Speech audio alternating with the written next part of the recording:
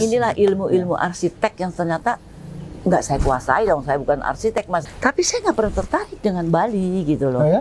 Iya. Tahun 2013 kalau nggak salah Bu ya, saya punya kesempatan dapat proyek di India Bu. Oh di India? Di India. Nah, gayanya Bali atau gaya India nih? Nah itu yang menarik.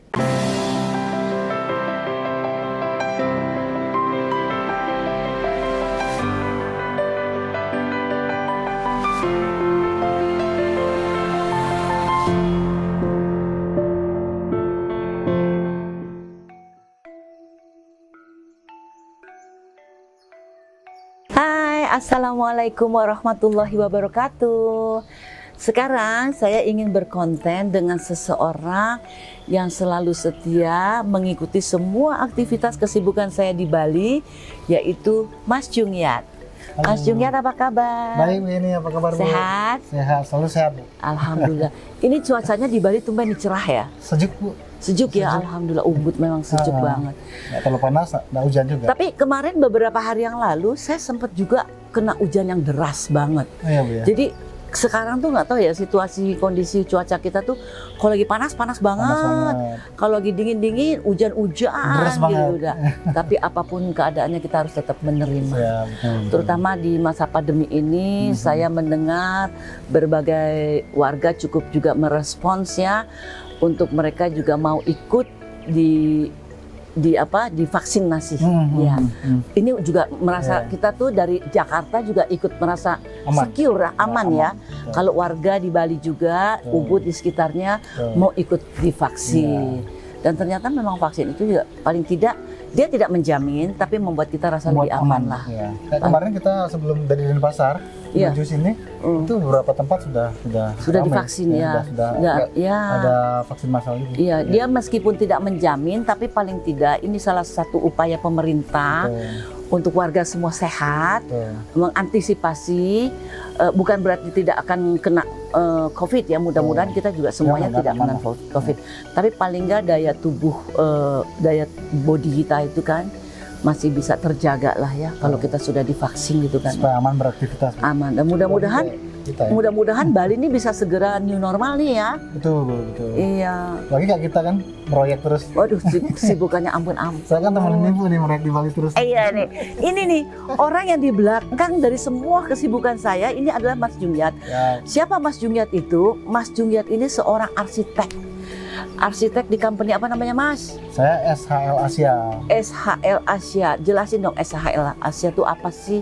SHL Asia itu singkatan dari Studio Hijau Lumut Asia gitu. Oh, studio. Jadi ada story-nya Bu. Jadi awal kita berdiri itu tahun 2010. 2010 saya ketemu partner saya, Kadek Sasta yang sekarang sering kita ajak. Ikut ya. Betul. Sama satu lagi Bu, namanya Made Sugiantara. Tapi kita sudah di luar lah, sudah pisah secara company. Jadi zaman itu saya masih kerja sama orang. Ya, kerjanya di Bill Bensley. Bill Bensley itu perusahaan internasional yang base-nya sih di Bangkok sama Bali. Orang Amerika yang kerjanya resort yang Capella ini yang terbaru yang Capella.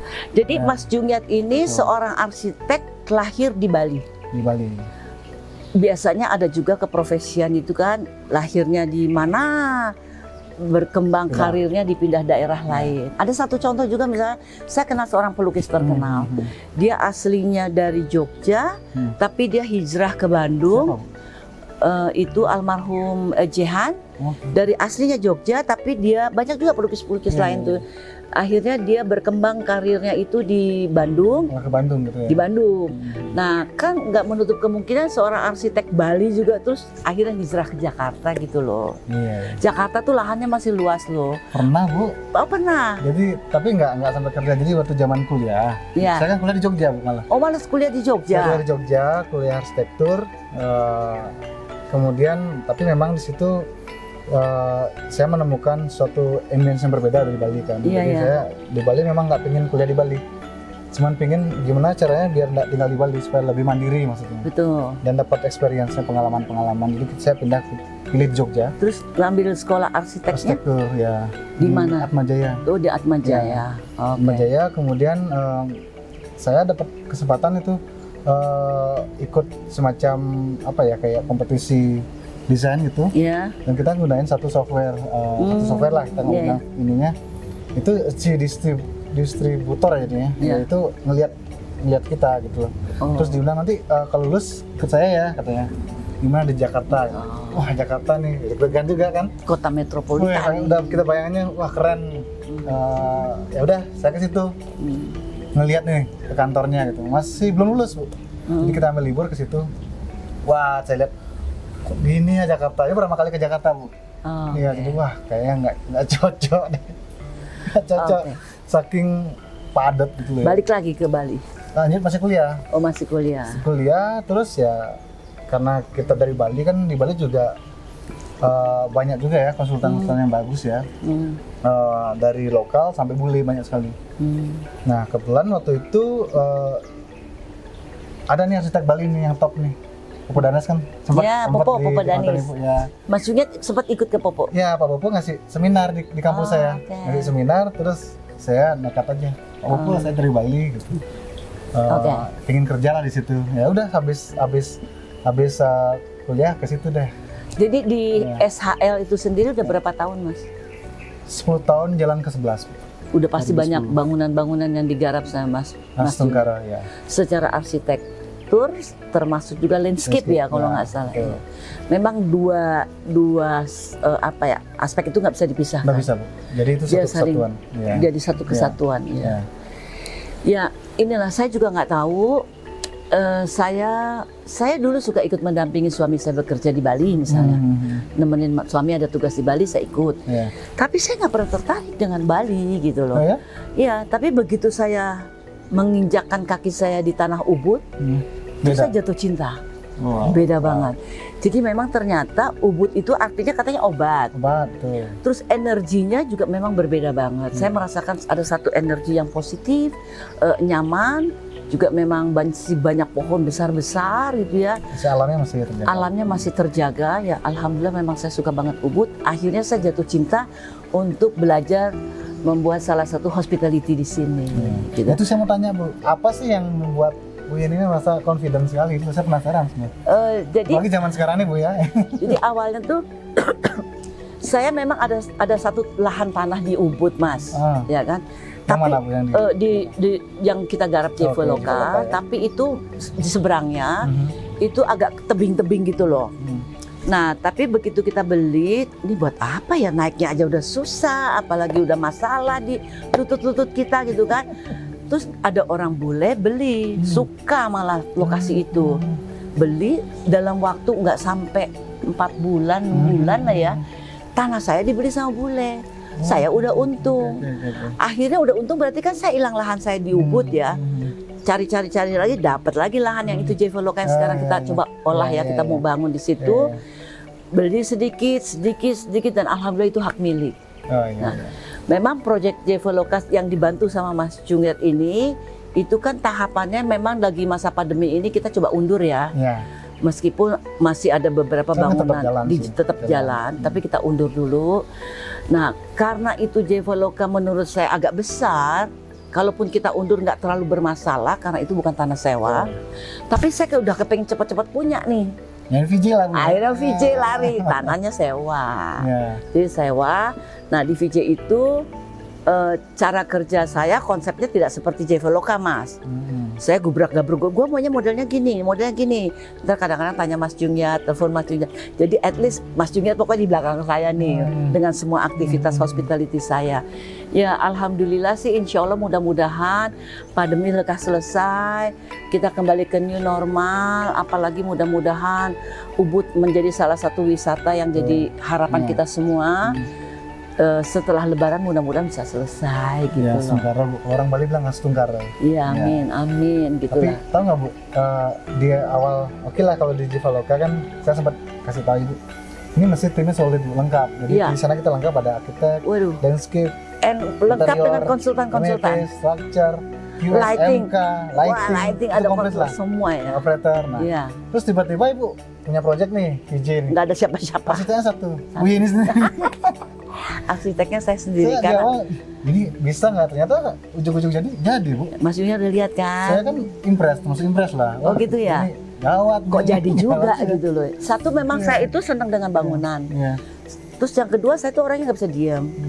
Rumah sendiri aja kadang bongkar sini, bongkar sana. Gue pengen rubah begini, pengen rubah mana.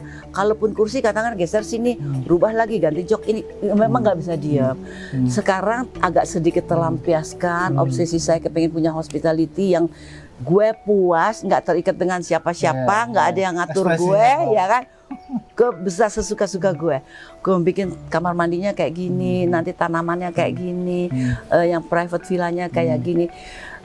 Tidak terdetek dengan siapa-siapa, tapi suka-suka saya, sehingga akhirnya itu mencerminkan satu karakter saya yang ada di sana gitu. Jadi, Ibu anggap itu seperti buat rumah gitu ya? Iya, ya? iya. Memang kalau kita membangun sesuatu itu nomor satu kita tuh harus love, kita harus suka, kita harus cinta banget. Yang kita mau kerjain itu kita suka banget gitu, sehingga energinya akan berbeda, atmosfernya akan berbeda. Ini yang saya lakukan dengan, tentunya saya tidak sendiri, ada Mas Junjat, ada Ari yang bantuin saya secara operasional. Backup aja. Iya, yang operasional. Oke, Li, beri bahan ini, bahan ini, bahan ini. Sampai tadi pun saya ketemu meja untuk di resto saya, terus ada meja juga yang untuk duduk-duduk di open air di public poolnya, baru dapat tadi nih. Dan saya suka kenapa di Bali, untuk kita mendapatkan sesuatu aksesoris itu atau barang-barang yang kita butuhkan begitu cepat dan mudah kita dapat ketimbang saya di Jakarta. Jadi kalau kita membangun di sini tuh asik banget, cari pernak-perniknya gitu, gampang banget gitu, ada gitu. Kalau di Jakarta stres sendiri, nyari engsel yang tua-tua gitu aja, susah banget Mas. Akhirnya saya beli dari Jakarta, dari Bali, bawa ke Jakarta.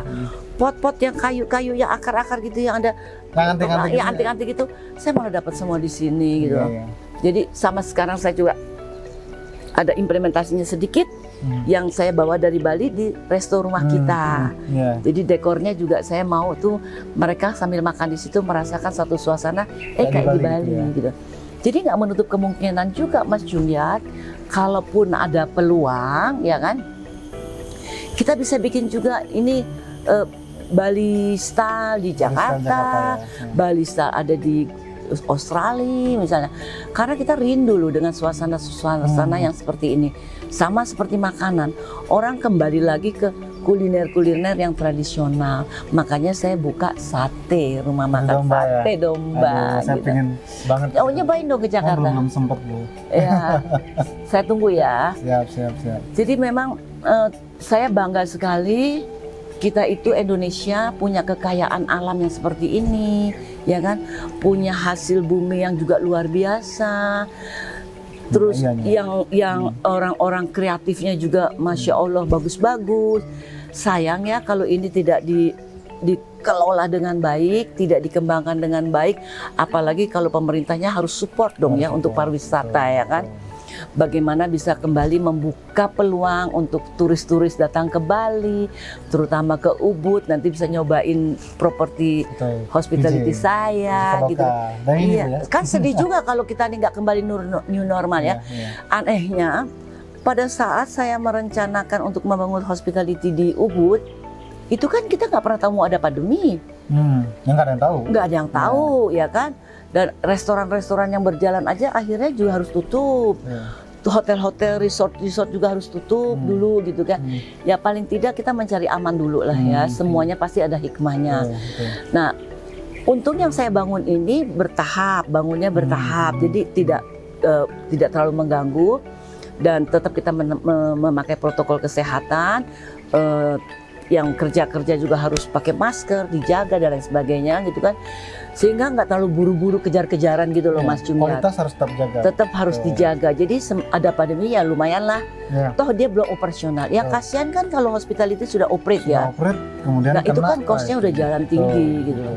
Untungnya sih saya alhamdulillah masih dijaga sama Allah, masih tahap membangun. Tapi harapan saya ini new normal, Bali sudah dibuka oleh pemerintah untuk turis-turis silahkan datang ke sini, datang ke Ubud, hospital saya sudah jadi. Siap. Gitu. Tapi menarik buat tadi yang ceritakan bahwa kita tuh kaya banget Bali terutama juga. Saya punya experience tuh. Jadi tahun 2013 kalau nggak salah ya, saya punya kesempatan dapat proyek di India Bu. Oh di India? Di India. Nah, gayanya Bali atau gaya India nih? Nah itu menarik. Jadi bayangan saya kan, waduh ini kesempatan nih kita buat style yang berbeda dari proyek yang sudah kita kerjakan. Ini proposal awal saya tuh, kami lah SAL kita buat proposal style India nih. India, jadi begitu. Karena kita merasa saatnya kita berkreasi dengan Indian style. Karena lokasinya di India. Iya. Kemudian kita presentasi. Itu pernak-perniknya juga lucu tuh ya. Iya, iya. Kemudian tahu nggak Bu apa ya komentarnya? Loh kok di India stylenya katanya? Saya hire kalian, saya pengen Bali katanya. Oh, betul. Jadi segitunya gitu. mereka mengapresiasi ternyata ya. saya bilang, oh saya gini juga. Oh ternyata ya. Iya, iya, iya. Mereka sampai cari kita, berarti mereka pure pengen desain Sesuatu Bali. yang dari Bali ada tapi di bukan sana. Bali stylean artinya bisa iya. kita bilang tanda kutip ya, tapi benar-benar orang Bali, Di mix lah ya orang supaya Bali punya buah pikir, iya. tapi lokasi di India. Iya. Ya, Tetap gitu. harus bisa menjaga salah satu karakter budaya mereka Ya, masing-masing ya, gitu kan. Tapi kita punya strateginya lah, bukan berarti plug Bali, tapi kebetulan Bu, itu daerah Goa namanya, India Selatan. Seperti inilah ini ya, iklimnya gitu. Jadi kita tinggal tanaman masih bisa main tanaman yang sama, artworknya kita bawa dari sini, ya membantu juga kan pengrajin lokal ekspor gitu. Jadi kita spekin semua yang di Bali gitu. Itu menarik menurut kami. Jadi satu Kalau konsep landscape menurut Mas Junggiat, landscape itu harus dengan lahan yang besar atau menyesuaikan dengan situasi dan kondisi si bangunan itu. Itu konsep awal tuh bagaimana? Kayak saya kan pertama ketemu Mas Junggiat. Kenapa saya memilih Mas Junggiat? Iya, saya penasaran. Kenapa akhirnya pilihan saya ke Mas Junggiat untuk garap yang Jevoloka? Karena lahan yang nggak kebayang sama saya itu jadi bangunan, mau jadi resort kayak apa sih? Cuman kan lahan itu kan udah hampir 8 tahun kosong, Mas. Nggak diapa-apain karena nggak ketemu orangnya. Siapa yang mau garap? Gue mau bikin apa di sini? Nggak kebayang tanah itu. Pokoknya ya ngumpul-ngumpul uang, dibeli sedikit gitu kan. Kan dibeli kalau di Bali itu untuk kita beli tanah juga nggak gampang gitu. Ya kan? Paling sewa lebih banyak gitu kan. Ini kita alhamdulillah dikasih kesempatan untuk bisa beli sedikit-sedikit. Itu sempat 8 tahun tuh kosong, nggak dibikin apa-apa. Selama itu ya? Selama ini kosong, tanah kosong aja. Ya akhirnya mudah-mudahan memang udah jalannya jodoh, saya ketemu Mas Junggiat. Terus Mas Junggiat memberikan impian saya itu ada di sana gitu loh. Ada sungai-sungai. Dari tanah yang belum ada apa-apa, Mas Junggiat tuh jago banget bikin 3D-nya gitu loh. Terus yang saya tanya, ini 3D-nya nanti bisa sama nggak nih Mas sama fisiknya? Harus sama nih 3D-nya. Karena, saya kan kaget nih. Lihat tanah kosong, tiba-tiba ada 3D yang sudah mewakili mimpi gue ada di sana gitu loh. Ada air sungai-sungai gitu. Nah itu konsep landscape-nya Mas Junggiat begitu lihat lahan kosong tuh bangunan dulu apa landscape dulu sih Mas? Kalau kami integrated, jadi berbarengan. Jadi kami percaya bahwa pada saat bikin masa bangunan itu kita nggak boleh hanya fokus ke bangunan, jadi selfish gitu. Jadi kita ngelihat konteksnya ruang luarnya bagaimana. Karena itu kami terinspirasi dari bangunan Bali sebenarnya. Jadi nggak plug dekoratif Bu ya. Jadi bagaimana orang Bali membangun adalah ruang per ruang terpisah. Jadi itu membuat masa bangunan jadi nggak terlalu besar.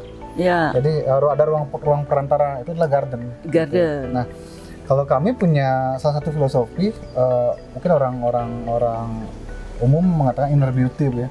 Itu di Bali namanya Karangawa. Yang adanya dari dalam ya. Kita harus pede Bu.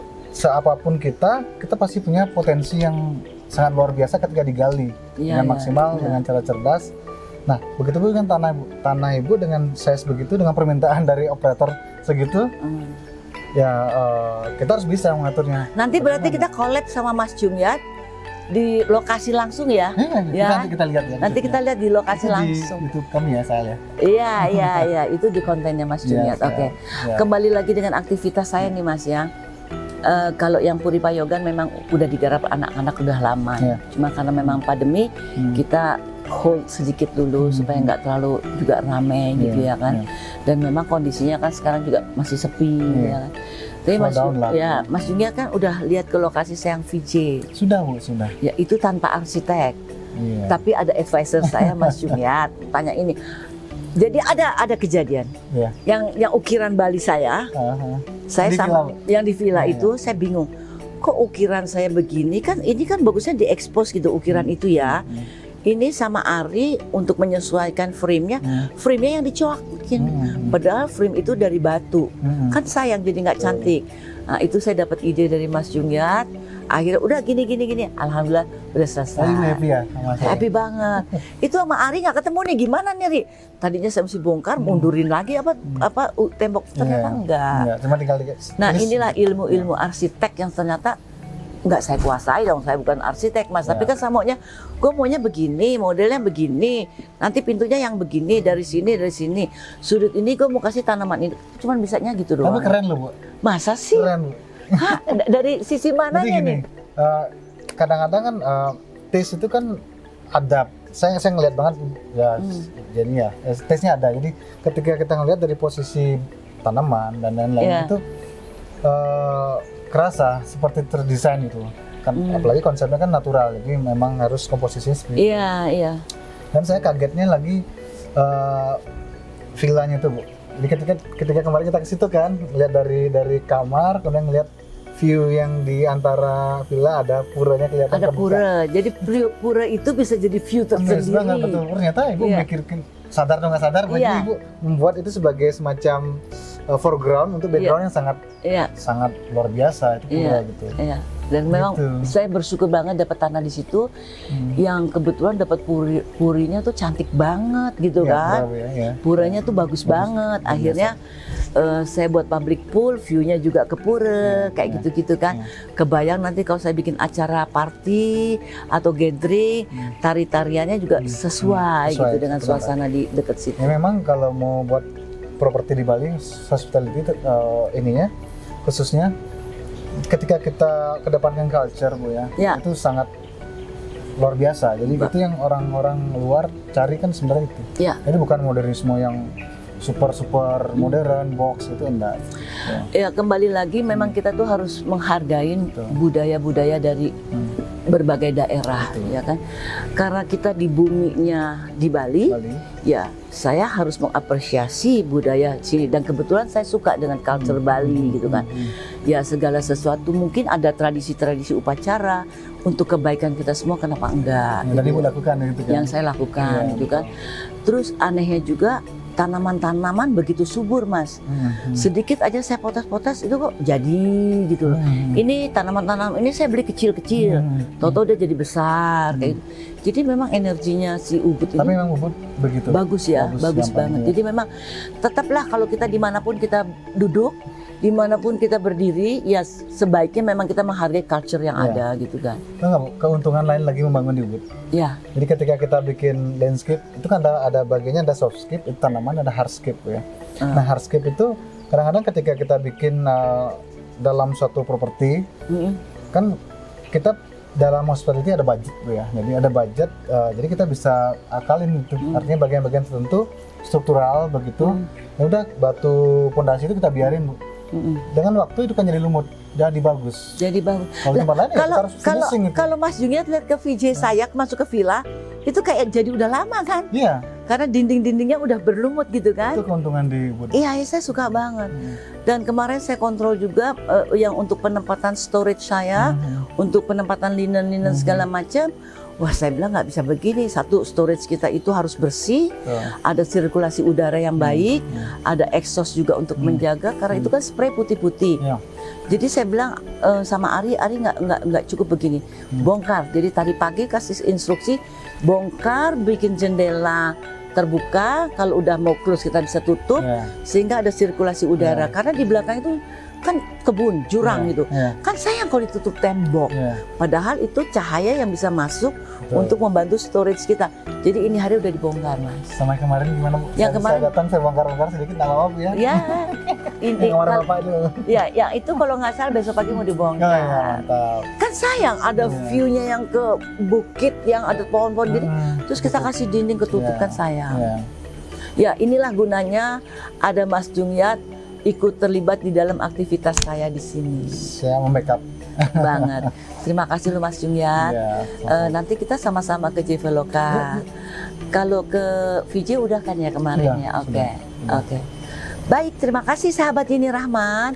Senang sekali saya ini menyibukkan diri dengan aktivitas-aktivitas hospitality di sini. Tapi sebenarnya saya lagi belajar arsitek di sini.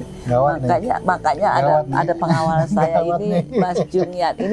Ini aset Indonesia. Terima kasih. Dan saya yakin Mas Junior akan mencuat menjadi arsitek terkenal di Terima dunia. kasih doanya, Bu. Ya, kayak. Iya. Terima kasih. Jangan Iya. lupa subscribe, like, and share Yeni Rahman.